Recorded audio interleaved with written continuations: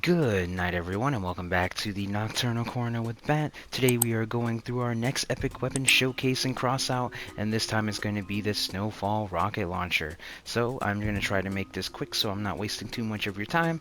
We're going to go through the positives and the negatives, and then I'm going to do a little bit of a showcase while I'm showing you the 3 builds that we're going to be showcasing today. So the Snowfall, let's go through the positives.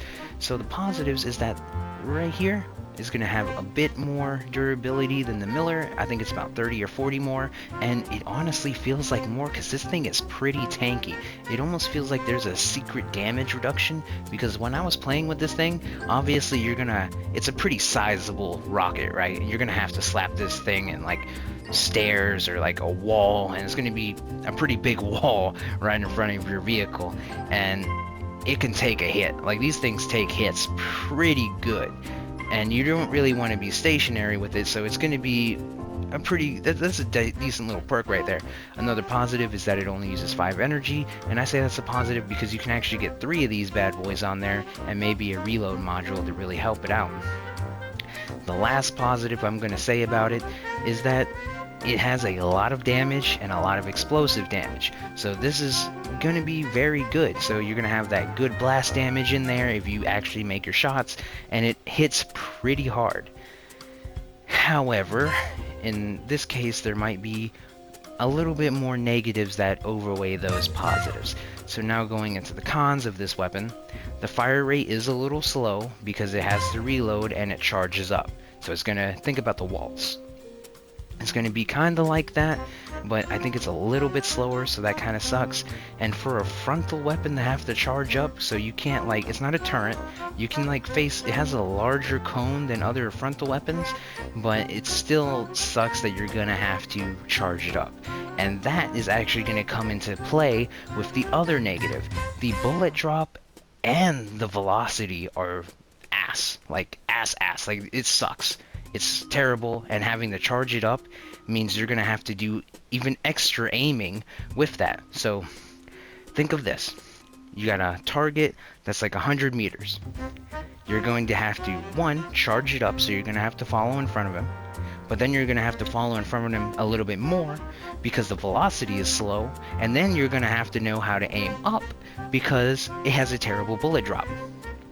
And I'm going to get into demonstrating that here soon.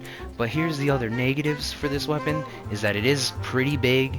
You're going to have to build around it.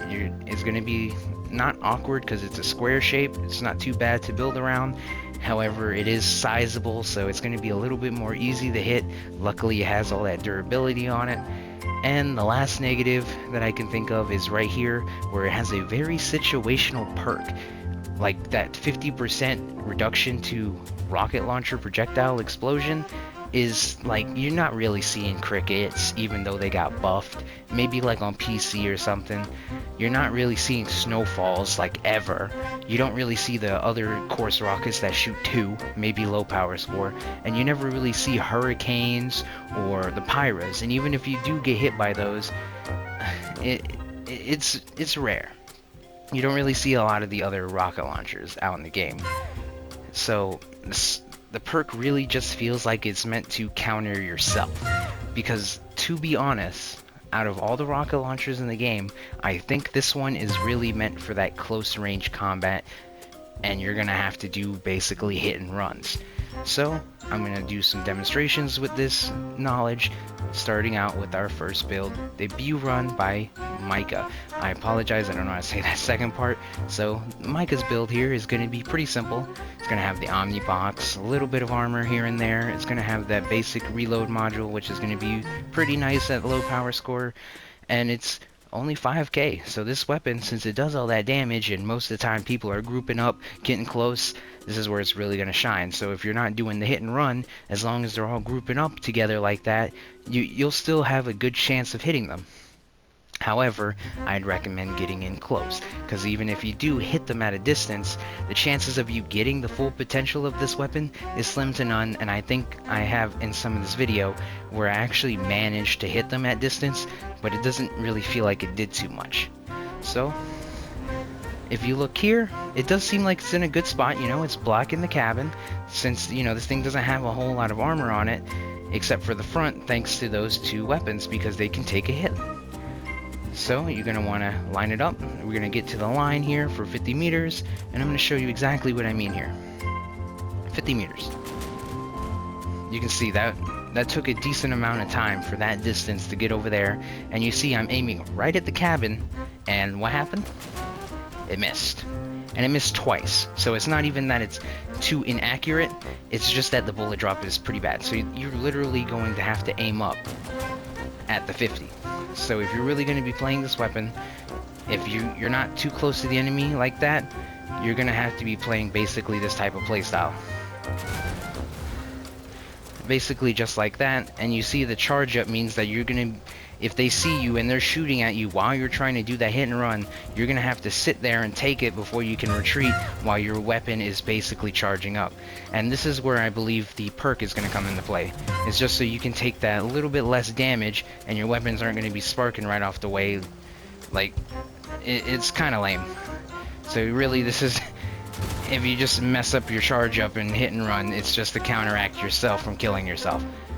So, we're going to go on to our next build, the Snowfall Catalina by Boss L96A1.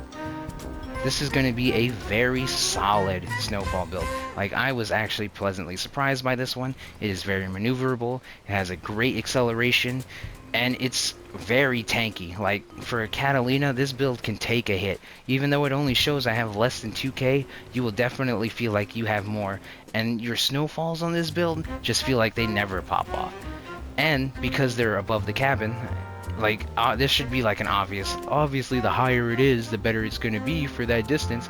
Well, yeah, having it higher like that is just going to make it easier to actually make your 50 meters. So pro tip there, if you want to get better accuracy with this thing, you could probably use like Jade, Spider, or just build them higher. However, I just said Spider, right? Spider is giving you that velocity and, you know, that 50% to that shit. The Spider doesn't really feel like it's worth it with this weapon. And the reason for that is because the Spider is taking that 20% damage away, and since this weapon is all about damage, you can really feel it.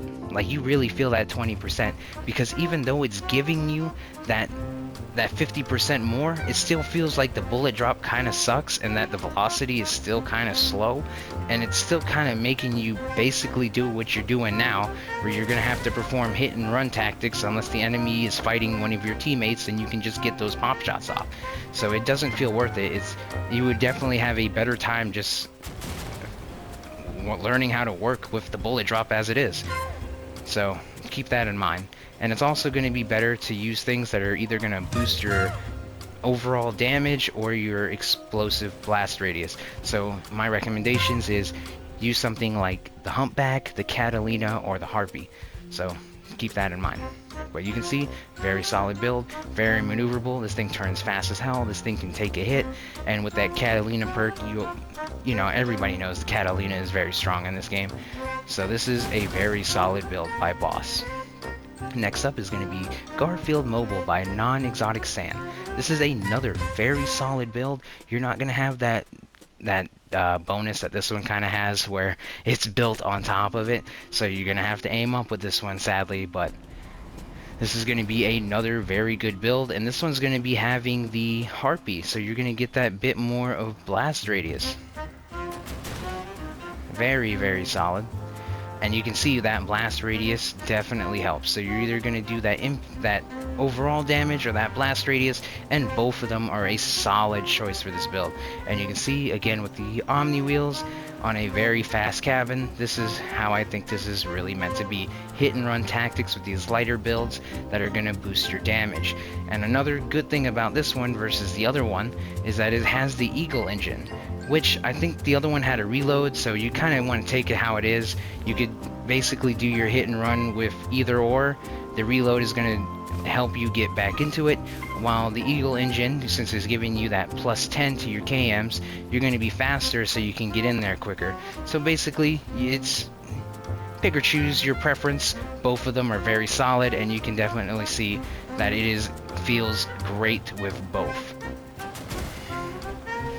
So these are going to be our three builds.